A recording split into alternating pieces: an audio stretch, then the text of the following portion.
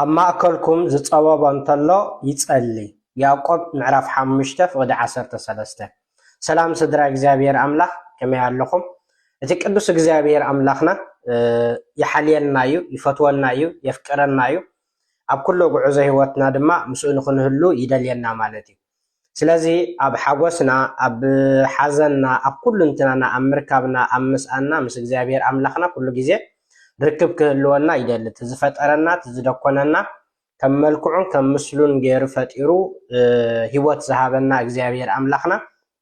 ንሱ ስለዝኾነ ህይወትና ድማ ብዘይብኡ ክትነብር ኣይትኽእልን እያ ስለዚ ቅዱስ ያዕቆብ እንታይ ይብላ ኣሎ ኣብ ማእከልኩም ዝፀበቦ እንተሎ እንታይ ይግበር ይጸልይ ናመን ናብ እግዚአብሔር አምላክ እዚ ከዓ ኣብ ህይወትና ሓደ ግዜ ኩሉ ነገርና እናመልአልና እንከሎ ኩሉ እንከለና ግንካ ክንጨነቕ ንኽእል ኢና ስለዚ ንእግዚአብሔር ነፍስና ናብ አምላክ እንተዘይፀጊዕናያ እንተዘይቀሪብናያ እቲ ዘሎ ነገር ናይ ዓለም ነገር ንሱ እንታይ ክበና ይክእልን እዩ ሙሉእ ዕረፍቲ ክበና ኣይክእልን እዩ ስለዚ ዕረፍትና ወደብና ፀግዕና እግዚአብሔር እንተዘይገርናዮ ካልእ እናሃለወና ከም ዘይብልና ኮይና ክርከብ ንኽእል ኢና ማለት እዩ ስለዚ ከዓ ቅዱስ ጴጥሮስ ኣብ ቀዳማይ መልእክቲ ምዕራፍ 5 ፍቅዲ 7 ኢሉ ዘሎ እንታይ ዝብል ቀዳማይ ጴጥሮስ ምዕራፍ 5 ፍቅዲ 7 ንሱ መን እግዚአብሔር ይሓልየልኩም እሞ ንኩሉ ሓልየትኩም ኣብኡ ኣውድቅዎ ስለዚ እግዚአብሔር ፈፂሙ ፍጹም ሓላይናትና ከም ዝኾነ ከምቲ በዓል አምላክ ኣነ ኣብ ልዕለኩም ሓሳብ ደሓን እምበር ሓሳብ ክፉእ የብለይን ዝበለና ስለዚ እግዚአብሔር ይሓልየልና እዩ ይፈትወና እዩ የፍቅረና እዩ ማለት እዩ ትዘፍቅረና አምላክ ትዝሓልየልና አምላክ ከዓነይ ዝፀበልና ከሎ ኣብ ፀበባና ኣብ ጭንቅና ናብኡ ክንመፅእ ጾርና ናብኡ ከነራግፎሞ ንሱ ከዓ ከዕርፈና ይደሊ ማለት እዩ ኣዳም ሄዋንን ኣብ ማእከል ገለት ኣብቲ ፅቡቅ ስፍራ ኩሉ እንከለዎም ፅዒሮም ዝበልዕሉ ዘይኮነስ ኩሉ ዝተቀረበሎም ዝበልዕሉ ስፍራ ኩሉ ነገር ዝመልአሎም ዝነበሩ ሓጢአት ምስ ገበሩ ካብ እግዚአብሔር ምስ ዓለው ግና ኣብቲ ፅቡቅ ዝኾነ ስፍራ እንከለው ክሓዝኑን ክሕብኡን ንርኢ ማለት እዩ ስለዚ ኣብ እቲ ገነት ኣይኮነን ሓጎሶም ነይሩ ማለት እዩ ሓጎስ ትርጉም ሓጎሶም ትርጉም ምንባሮም ዝነበረ ምስ እግዚአብሔር ብምንባሮም ዳ እምበር እቲ ፅባቐ ስፍራ ኣይነበረን መልክዕ ፅባቐ ወይ ከዓ ትሕዝቶ ኣብኡ ዝነበረ ኣብ ገነት ዘነአ ዘሎ ንሱ ይኮነን ምንጭ ሓጎሶም ነይሩ ምንጭ ሓጎሶም እግዚአብሔር እዩ ነይሩ ኣሕዋት ስለዚ ከዓ ዝፀበቦ እንተሎ እንታይ ይግበር ይጸልይ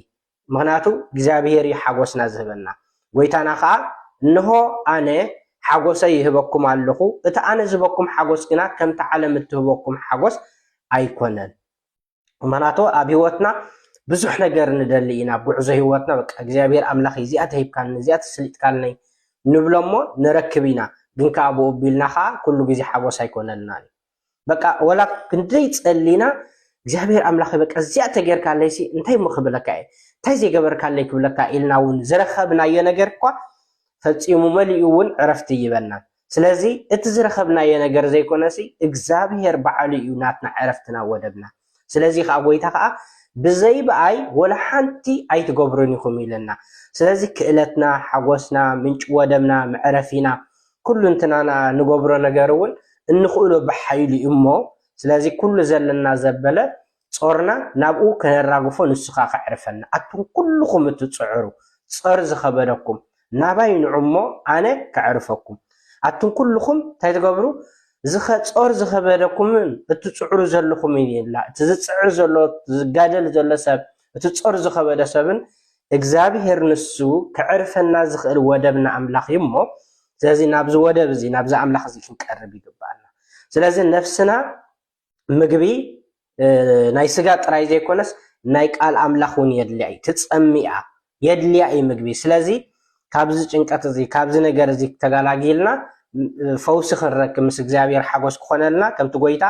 ዝበሎ ሰብ ካብ ኣፍ አምላክ ብዝወፅእ ኩሉ ቃል ደኣ እምበር ብእንጌራ ጥራይ ኣይነብርን ኢሉ ወንጌል ማቴዎስ ምዕራፍ 4 ፍቅዲ 4 ስለዚ ቃሉ ክነንብብ ከለና ከዓ እንታይ ክንገብር ግባአና እንታይ ክንገብር ይግባአና ብኸመይ ክንመላለስ ይግባአና ነፍስና ተመጊባት ፈሊጣ ክትከደሉ ትኽእል መንገዲ ስለ ዘለዋ በዚ ከዓ ዕረፍቲ ክንረክብ ንኽእል ኢና እሞ ነቲ ምዕረፍ ወደብና ዝኾነ እግዚአብሔር ክንጠቆ ይግባእ